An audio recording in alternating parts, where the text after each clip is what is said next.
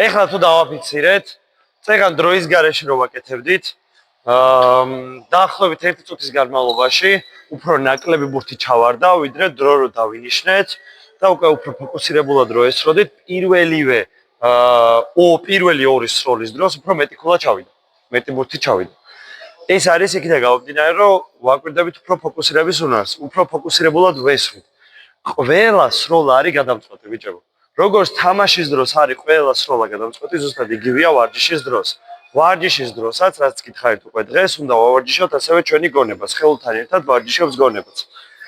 აუცილებელია, რომ უბრალოდ არ ვისროდეთ, როცა მე თუმეტეს პირველად არ ვაკეთებთ ვარჯიშს, როცა პირველად ვაკეთებთ, კი, მესმის.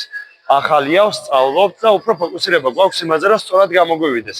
მაგრამ როდესაც უკვე ვიცით მოძრაობა, მაქსიმალური ფოკუსირება გვაქვს, რომ უნდა ჩავაგდოთ ბურთი. აი, ამ უკვე სწორი მოძრაობით გავაკეთოთ მაქსიმალური ჩაგდება.